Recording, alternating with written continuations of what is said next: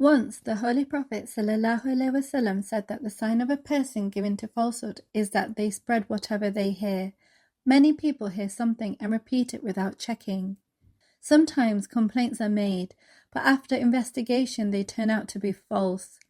When asked, the person says, "I only heard it." The Holy Prophet ﷺ called such people false. The companions disliked no quality more than falsehood. If the Holy Prophet ﷺ learned that someone had lied, he felt pain until that person repented. A woman once asked if it was wrong to tell her sister wife that her husband had given her many things, even though he had not, only to upset her. The Holy Prophet ﷺ said that the one who claims to have received what they have not is like a person wearing two garments of falsehood, meaning falsehood covers such a person completely. He described 4 qualities of a hypocrite. If a person has either one, they carry a sign of hypocrisy until they leave it. Number 1, they do not honor trust.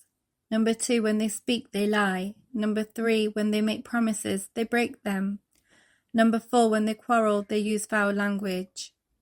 Bearing this in mind, everyone must analyze themselves as to the degree to which these characteristics exist within them.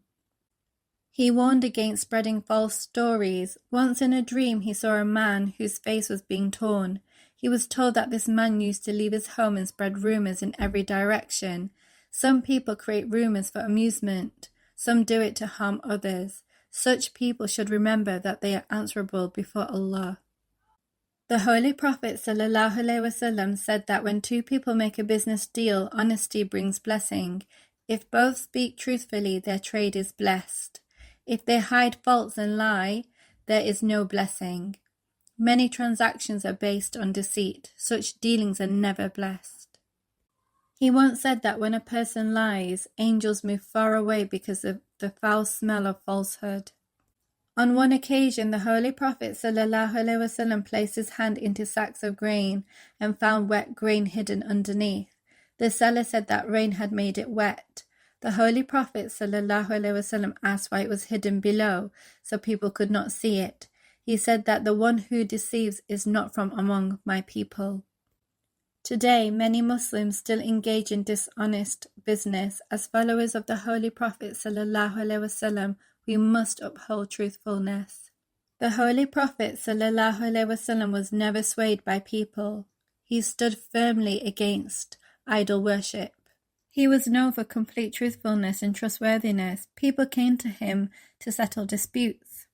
He was given the titles As-Sadiq, the truthful, Al-Amin, the trustworthy.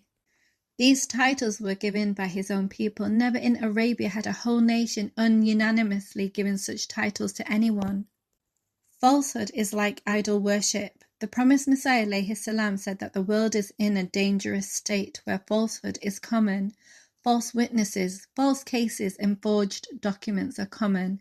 People often speak for benefit instead of truth, but this was not the teaching of the Holy Prophet ﷺ.